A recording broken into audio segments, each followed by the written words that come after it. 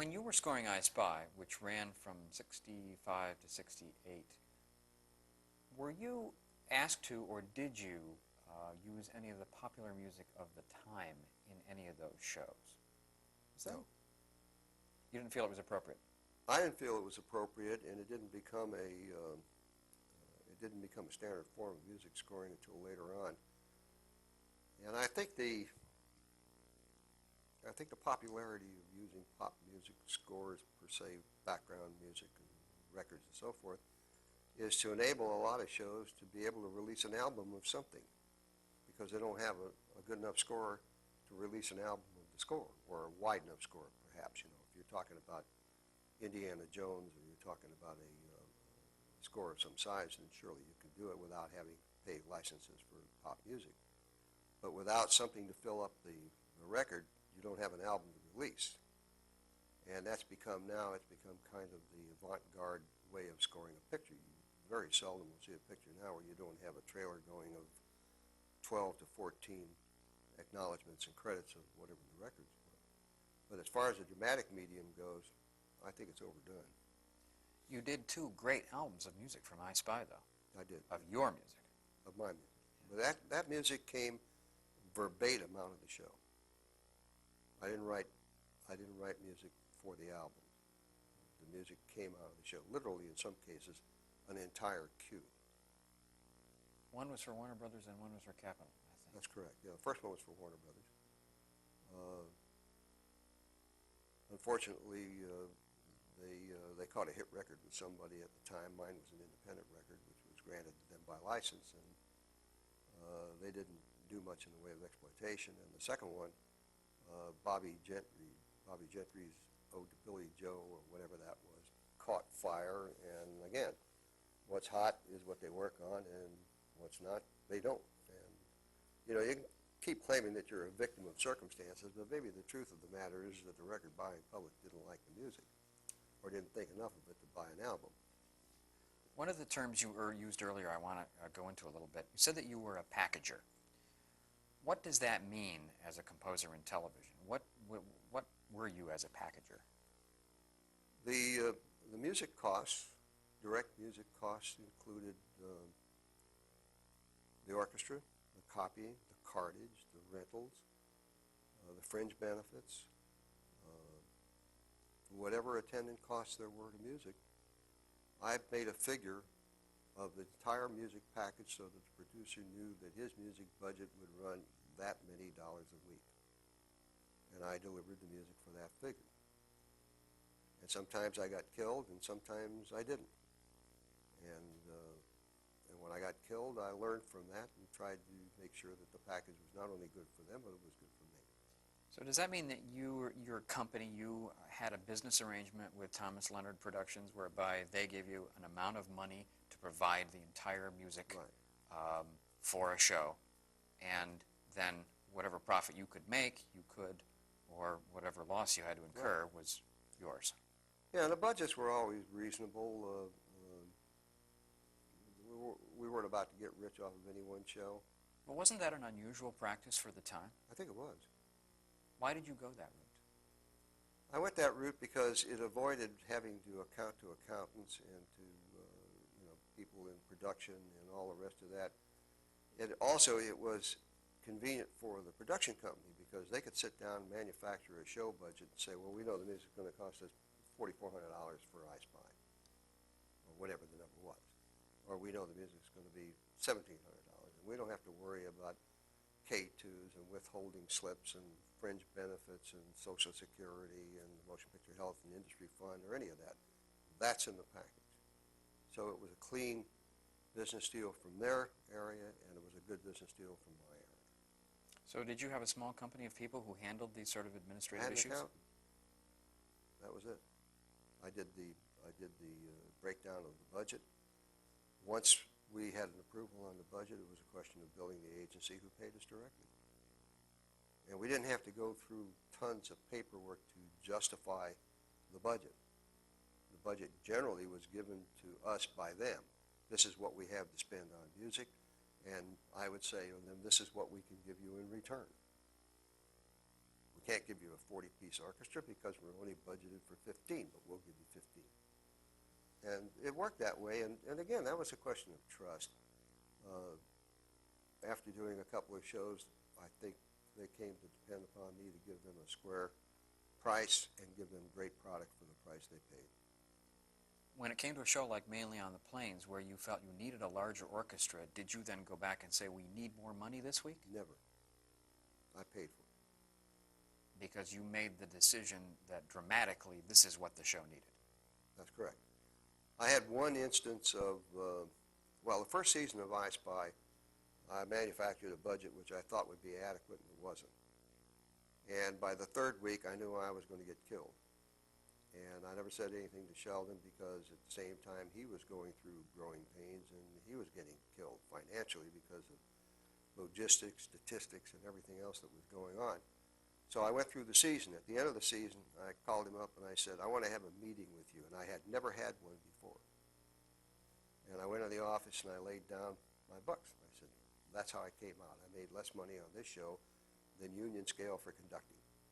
And he said, you're running one of the great charitable music organizations in the business. Why don't you tell me? I said, because it's not your mistake.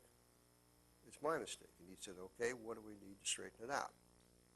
And I told him what I needed, and he said, you got it, that's the deal. That was the end of that. That was the only time. Otherwise, from then on, even if I had to exceed the budget in order to deliver an end product like the orchestra Mainly on the Plains, I did. That was my ego. That was my satisfaction. I was doing other shows. I wasn't starving. And I never wanted to cut quality because of cost. I just wouldn't do that. And I augmented the orchestra whenever I needed to. There wasn't any question about it. And you clearly went to a lot of trouble, as in those manufacturing X number of tracks per show. I suspect a lot of composers might not have gone to the degree you did, especially when it was your money writing on this. That really wasn't expensive in terms of recording. It was expensive in terms of time. I mean, once I knew what the 7 different orchestras were going to do, none of them were over 3 or 4 pieces. So one had an accordion, another one had a marimba band. We took down what Culp was faking. But when you saw it on the screen, it looked real. And that was one of the few occasions where it wasn't real. And it was really part of the responsibility to make it look real. I mean, I don't know how you would have drifted through it because I was never very good at that, at, faking something. Sitting down in the middle of that wild group of combinations in Marrakesh paid off in reality. When you saw that stuff on the screen, it was dynamite. And, maybe it was only a matter of a minute of dynamite, but that was a good minute. That was important to me. Hugo did about 1/3 of those shows, I think, all told. Maybe, I don't think it was as many as half. I'm curious. It was close to half, I think. I never counted. I'm curious to know, given Hugo's penchant for starting over half a dozen times in a score, did he often not finish a score, or did he take it right up to the recording date where you would literally have to go? A little of both. There were a couple of times when he didn't finish, and there were a couple of times where we got it finished, but we got it finished because Carl and I climbed the fence at his house because the gate was locked, and went in and saw him in his underwear by candlelight studying something. He said, Hugo, what isn't finished, give it to us, and we divided up and take his material, of course, music. You literally climbed the fence of his house? Yeah, we had to climb the fence. Yeah. He had a room in the back of the property, and the place was closed. He'd lock it up, and we couldn't get in or ring the doorbell, and he wouldn't answer it, or didn't hear it. And however, what he did was worth it to me. The quality was just wonderful. He's probably one of the greatest orchestrators I've ever met. I Spy was also at the height of multiple shows, I think, for you at the time. Yes, Were you doing as many as 4 other shows at the same time? I think so, yeah. And those shows would have been? Marla Thomas, Van Dyke was still on. Van Dyke went on for 5 years. We actually started the physical recording of I Spy in '64, at the end of '64. Gomer Pyle was still going, and Griffith was still going. Griffith lasted 8 years, started in 1960. So in, I think it was 1966, you went to work on That Girl, the Marla Thomas show. Yes. That was also a Danny Thomas production, right? Is I'm that not how you sure got what it- involved? I'm not sure what it was. I guess it was Danny's, yeah. I got involved because I knew Marlo, and she asked me if I would do the show, and I said I'd do the show, but I would do the first couple, and after that I couldn't do them anymore because I just had too much going. So I did the pilot, and I hired a very good composer named Walter Scharf, who came to me and said, I understand you're going to do the Marlo Thomas show. And I said, well, I'm going to do it. I'm trying to find somebody who will do it. And he said, I'd like to do it. He said, I think she's great. So I said, you got it. So he was on 10 weeks. And the problem of the laugh track drove him nuts because, strangely enough, Walter's experience came out of radio. And in radio, when somebody told a joke, you had a little brief rest, and then you started the cue. Well, in television, when you had a brief rest, they started the laugh track, which is where he started the cue. And he couldn't work his way around that problem, which was only a problem for him because Walter is one of the few people that recorded the dialogue. I never ran dialogue until the playback because I had on the cue sheet, I knew what the dialogue was. And he finally quit the show. And then I had to pick it up and do it for a few weeks until I found Harry Geller, who was available, and I hired Harry, and he came on the show and did a good job. How hard was it to come up with that theme song? Not very hard. It really wasn't. Did you have the phrase "that girl" in mind, Sure. thinking that potentially there would be a song here? Sure. Same as I Spy. The formation of the music is I Spy. I mean, it's the enunciation of it. Although there wasn't a lyric to "That Girl" initially, right? No, there was no lyric originally, and then Sam Denoff wrote one. He wrote a good lyric too. It isn't performed a lot, but he is the writer of record for the lyric on that show. Was it the second or third season that it was actually sung on the air? It was it could have been the second season because I left the show after the first season, and a new producer came in who I didn't get along with, and I resigned the show before it started. And actually, I wasn't doing the show. I had Harry doing the show, and he wanted somebody else, and I didn't think it was appropriate because Harry was doing a good job, and it was his lead show. I knew that before he did anything else, he would do that, and rather than make a fuss about it, I resigned the show. When he left 2 years later, Marla called me up and asked me if I'd come back on the show, and I did for the last 2 years, I guess. I think the show lasted 5 years. Was there much music in "That Girl"? Yeah, there was enough. It was what I would call a medium burden for comedy shows, probably 6-7 minutes, sometimes longer, sometimes less, depending upon the fabric of the show. Again, original music every week? Original music every week. Okay. The only time I ever fooled with the library was on a show called Guess Where to Ho. It was done by Desi Lou. It was around 1960 or so? Yeah, it was pretty early on, and they wanted a library, and I just said, look, I won't do that unless I can get the union to allow me to record it in the United States. So they said, well, try. So I went to the union, and I said, look, you want it to go overseas, or at least let me have 4 sessions here. And they did, and I made a library for them, and the show only lasted 1 season, so at least they had 4 sessions out of 13. Great. I did one later on called Mary Hartman. Mary Hartman. I did the library for that. Yeah, and I want to talk about that a little later. Okay. I don't remember much about it. But I do want to ask you about the Mod Squad. I think this is 1968 now. How did, 68. how did you get involved with that show? Was that also a Thomas Leonard production? No, that was a Thomas Spelling's production. Aaron Spelling. Aaron Spelling became a partner of Danny's in a sidebar venture and came up with the idea for Mod Squad. And of course he did himself. He did a bunch of spin-offs of that with the Rookies and Starsky and Hutch. It was all buddy cop, which actually was the start of it was I Spy. Sure. Of the buddy cops. The original buddy cop Sure. show. And Aaron asked me if I would do the music, and I said I would, and I did. How did you create that main title theme? It's so dynamic, I think, to look at. One wonders whether and to listen to. One wonders which came first, the visuals or the music. The visuals came first. And that one, the visuals came first. And it, again, was it was a format similar to I Spy in that the show started with a teaser. And the music that came out of the teaser had to go right into the main title. So it had to resolve into that downbeat chord, which I forgot was the C, I think, or it was the C. I can't really tell you how I did that, John, because I was married to some action and some freeze frames. You would see Clarence Williams running down the street, and they'd come in close up on him and freeze. And then the same thing with Peggy, and then the same thing with Michael Cole, and then finally Ty Andrews.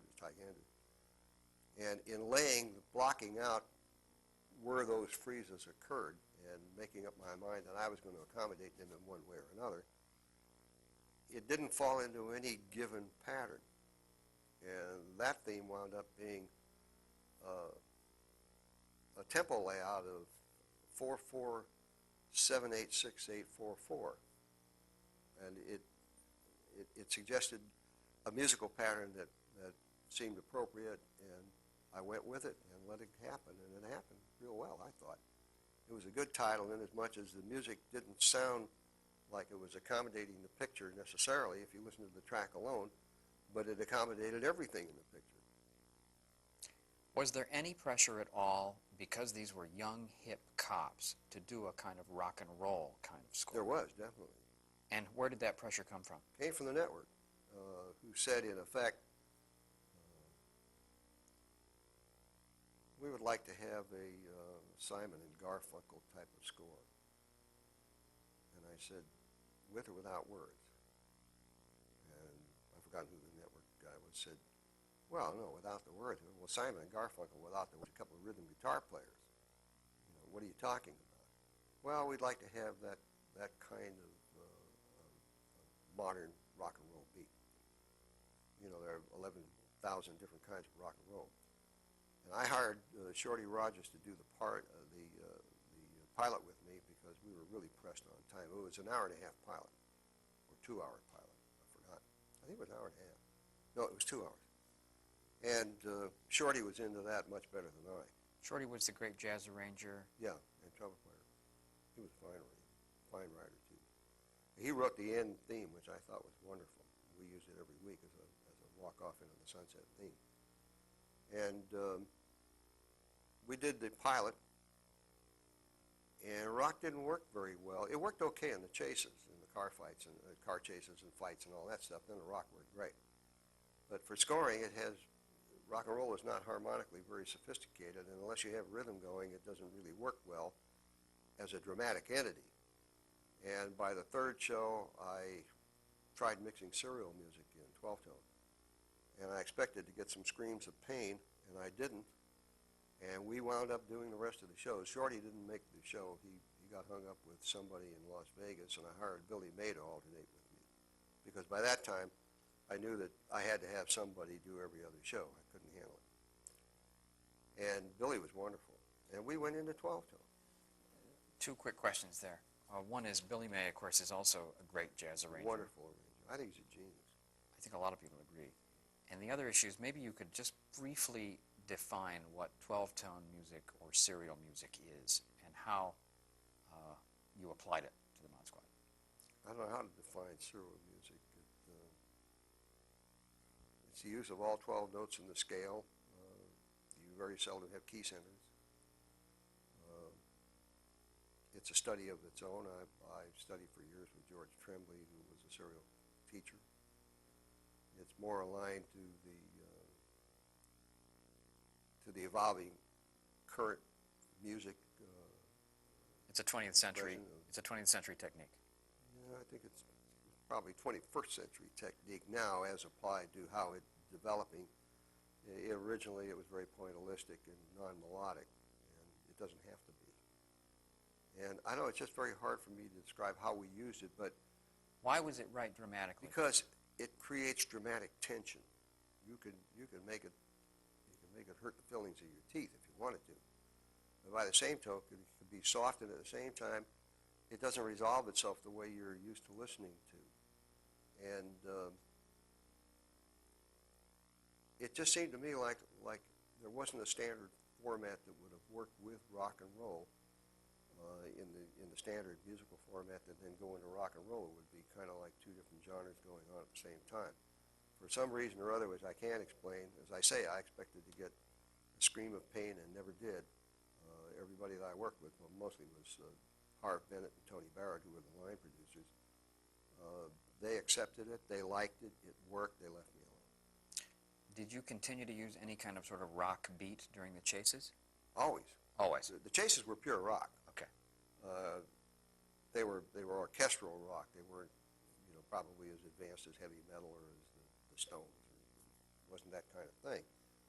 But everything that had a beat was rock. We didn't fool around with that. That was easy. What was hard was the dramatic scoring, because rock just didn't cut it. How big a band did you use on the Mod Squad? Pretty much a dance band-oriented group, probably 16, 18 men, sometimes more. Had Billy May also studied 12-tone? No, I don't think so. Or it's hard to tell with Billy, but the minute we set down the guidelines, he was into it, and he was into his own version of it, which was fine by me. Because it worked Worked, dramatically. yeah, and Billy didn't write anything like me, and I didn't write anything like Billy, and there are many times I wish I could, but I just didn't. What he did worked. It was suitable to the dramatic value, and Billy could get more out of less than anybody I ever knew. I think he's a true genius in writing. Did you have any contact at all with the young stars of the show? None. When you score a show, and I'm thinking especially of the Mod Squad, a lot of times I'm wondering, do you have to get around dialogue, or when they ask you to score, or when you choose to score under dialogue, are there certain techniques that you have to observe? Yeah, I think there are. You have to accommodate dialogue. I remember doing a guest shot at a class in UCLA where somebody was teaching film scoring. And he said, and now we'll discuss dialogue. And he said, what's good under dialogue? And somebody said, well, how about a guitar? That's good. And how about a small string section and a flute? Well, that's good. Went down all this nonsense, and I was there as a guest, and I got up and said, in the format of the show, I didn't want to get involved with being contradictory, and I just said, I answer questions. And somebody said, what's good under dialogue? I said, well, if you've got two people standing at the corner of Colorado and the Arroyo Seco Boulevard, and the New Year's parade is going by in front of the Rose Bowl, and you see a marching band behind you, you can't use a flute and a guitar. That won't work. You have to use a marching band. Now, the level at which you record it and you dub it back, it has to be consistent with the picture, but by the same time, it has to protect the dialogue. That's basic. Sure, you thin an orchestra out. You hear composers expound about, well, you want to stay out of the range of the human voice. Well, you can't stay out of the range of the human voice. I'm in the bass clef somewhere. My wife is somewhere in the soprano clef. You're not going to play anything. You play just top and bottom. You have to play the music that's appropriate, and then you have to design it so that you don't have open brass screaming when people are whispering. And at the same time, you don't have a guitar and a flute playing when somebody is threatening to kill somebody at the top of his voice. The dramatics indicates the level of emotion that you put into the music, and that's a matter of common sense. You can't create a dramatic value at high intensity unless the music has dramatic value at high intensity one level below the intensity of the dialogue, so that it amplifies the dramatic intensity. If you don't do that, you're not doing anything. Because that's essentially what we're hired for. We're hired to heighten the emotional stakes. And if we don't do that, we're getting a free paycheck for not doing anything. And there isn't any set formula for it that I know of. Each instance is its own. It's my understanding that you did, by the time you did the Mod Squad, and certainly you had studied a lot of 12-tone, you used experimental techniques, what I would characterize as experimental techniques, such as running tracks backwards and things like that. Can you give me some examples of the kinds of things you did? We had a Mod Squad show where Clarence Williams gets mugged, and he's picked up by a young Mexican girl and his mother, and they bring him into the house and they bandage his head, and when he comes to, he had these flashes of memory, and the cutter, whoever cut that particular show, the film editor, started with a 3-frame flash, and then an 8-frame flash, and then reality, and then a 16-frame flash, and then maybe a 3-minute flashback. So that he was, what it was a bottle show. They were using old film to pad out a show, but they did it very cleverly, and it turned out to be a good show. So here you had this impossible framework of 3 frames, 24 frames a second. You got an eighth of a second. Then you had a 6th frame, an 8th frame, and now bang, you're into a flashback. No film treatment of the flashback because they lifted it lock, stock, and barrel out of the previous show.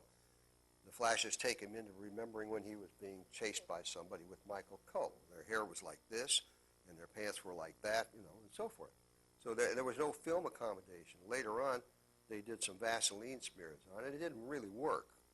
There wasn't any dissolve. There wasn't any film treatment to let you know you were in a flashback. You can do one of several things. You can ignore it and say, tough luck, guys, there's nothing I can do.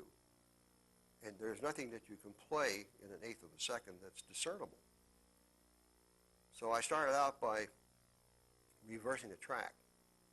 And if you've ever heard a reverse track, it has a kind of a sound. You start from an impact and you go to nothing. Now you reverse it, you start from nothing and go to an impact. And you could lead the cut by 8 or 10 frames and make a sound that would explode into that 3-frame clip. And then do something else that would go into an 8-frame clip. And then finally you would do that same trick and go into a forwards track that was the flashback and treat that so that the track wasn't a straight track. It was highly reverbed, it was highly equalized so that it was distorted and create the effect that they were trying to create with the film. That became a pattern for the show, and I think at one time I had 14 tracks running at the same time.